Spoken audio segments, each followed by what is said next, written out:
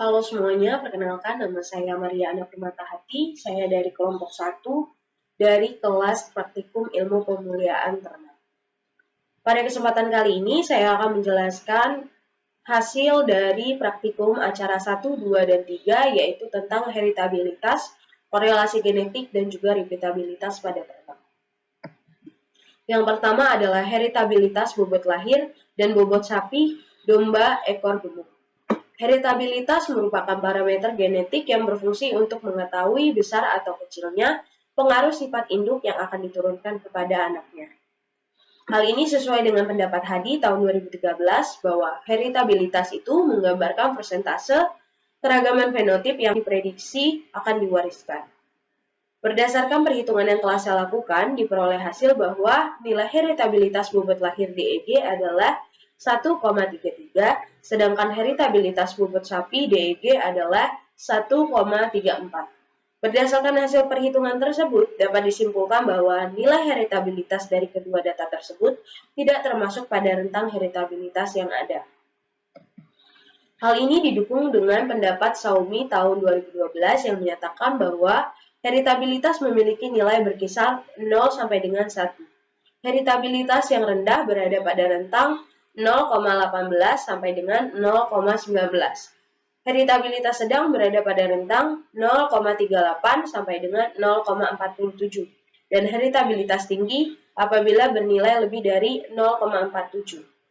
Nilai heritabilitas dipengaruhi oleh beberapa faktor. Menurut pendapat Barmawi tahun 2013, faktor heritabilitas lebih dipengaruhi dari faktor genetik daripada faktor lingkungan dalam mengendalikan suatu sifat. Selanjutnya adalah korelasi genetik antara bobot lahir dan bobot sapi DEG. Korelasi genetik adalah hubungan antara suatu sifat dengan sifat lainnya secara genetik.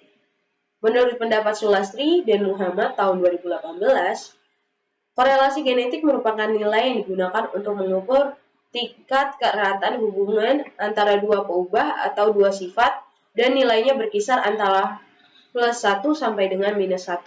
Berdasarkan perhitungan yang telah saya lakukan, diperoleh hasil korelasi genetik bobot lahir dan bobot sapi DEG sebesar 0,87.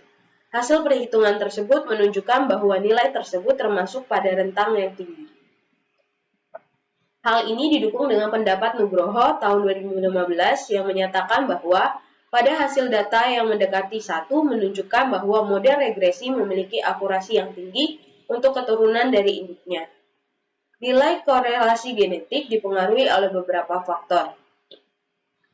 Faktor yang mempengaruhi nilai korelasi genetik adalah kondisi lingkungan dan genetik, karena kedua hal tersebut saling berkaitan.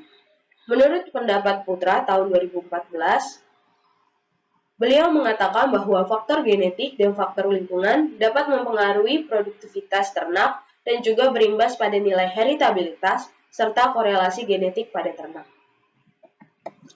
Selanjutnya adalah repeatabilitas. Repeatabilitas merupakan parameter genetik yang memiliki tujuan untuk mengetahui tinggi dan rendahnya penurunan sifat dari induk ke turunannya. Berdasarkan perhitungan yang saya lakukan, diperoleh hasil perhitungan repeatabilitas antar kelas bobot lahir DEG yaitu sebesar 0,7298. Sedangkan repeatabilitas dalam kelas bobot sapi diperoleh hasil 0,00099841. Dapat diartikan repeatabilitas antar kelas bobot lahir memiliki kemampuan untuk mengulang bobot lahir yang sama dengan tingkat akurasi sebesar 72,9% dan menunjukkan kemampuan ternak untuk mengulang sifat bobot sapi yang sama pada keturunannya tergolong sangat rendah. Hal ini didukung oleh pendapat Kubangun tahun 2018 yang menyatakan bahwa nilai repeatabilitasnya tinggi atau mendekati angka 1 dapat diartikan bahwa kemampuan ternak untuk mengulang sifat produksi yang sama pada keturunannya tergolong tinggi.